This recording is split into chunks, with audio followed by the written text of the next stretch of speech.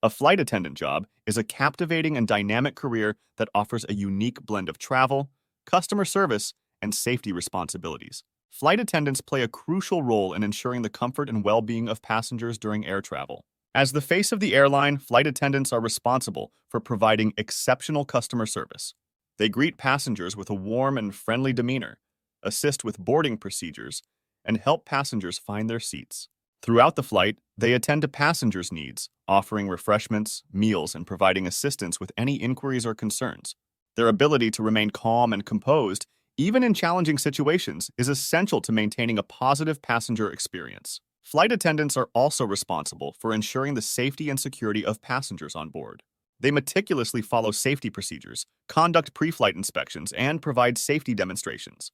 In the event of an emergency, they are trained to react quickly and efficiently, guiding passengers to safety and administering first aid if necessary. One of the most enticing aspects of a flight attendant job is the opportunity to travel and explore different destinations. Flight attendants get to visit various cities and countries, experiencing diverse cultures and cuisines. However, it's important to note that the job also requires irregular working hours, including weekends, holidays, and overnight shifts, as airlines operate around the clock. Overall, a flight attendant job is a thrilling and rewarding career for those who enjoy working with people, have a passion for travel, and are committed to ensuring the safety and comfort of passengers. It offers a unique blend of excitement, adventure, and the chance to create memorable experiences for passengers from all walks of life. An elderly mother opted to travel in business class to be closer to her son. She was, however, rejected by people on board until they found her genuine identity. Ria was embarrassed. The elderly lady had boarded the first jet out of the airport that morning, and she was seated in business class, which was reserved for the wealthy. Nobody looked at her as she entered the cabin, but as she found her seat and sat, all eyes went to her. The explanation was straightforward. She stuck out like a sore thumb. Whereas the other men and women in the room were dressed beautifully and expensively, Ria was dressed in her old, broken-in clothing. It was her finest, but it looked dreary in comparison to what the others were wearing. When she sat down, the guy next to her had his face totally buried in a newspaper, so he didn't see her right away. When he finished, he glanced to his side and cringed at her appearance before signaling a flight attendant. "What is this?" he asked, motioning to Ria. The flight attendant was embarrassed by the man's tone, but after validating the woman's seat number, she turned to face him and responded. This customer picked a seat based on the ticket she purchased.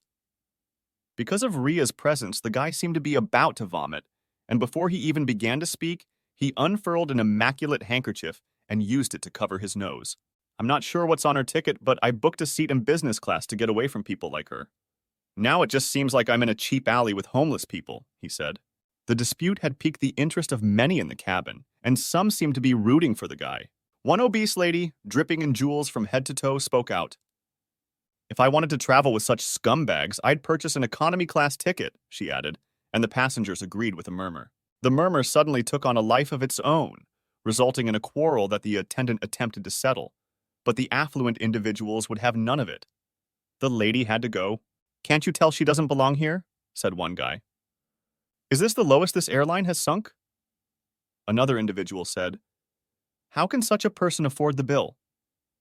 We want her gone, and we want a formal apology for exposing us to such trash." The guy next to Ria added. He and a few other passengers stood up and refused to sit down until they received what they wanted. Ria sat there, listening to them argue and tread on her dignity. "I'm okay, this too will pass," she said under her breath, as if it were a mantra. Even still, she heard how they spoke about her, and it grieved her greatly that people could be so nasty. Sad tears streamed down her gently wrinkled cheeks before she realized it. "Perhaps I'll simply go," Ria reasoned as she began to pack her belongings with shaking hands. As she rose up to leave, she fell, and instead of catching her as instinct dictated, the guy next to her cringed away as if to avoid being splashed with dirt. Ria knelt down and unintentionally spilled the contents of her handbag. She began to gather her belongings with shaky hands, aware that she was the center of attention in the cabin. A well-dressed elderly woman who had been sleeping peacefully until the ruckus woke her up, jumped up and dropped down on her knees to help Ria. When one of the passengers handled Ria like a person, the whole cabin became quiet. A passport picture of a small kid was the woman's first purchase. "I appreciate that," Ria murmured gently as she accepted it from her. "This is my kid," she muttered, still on her knees, a sorrowful look on her face. "He is the pilot of the aircraft."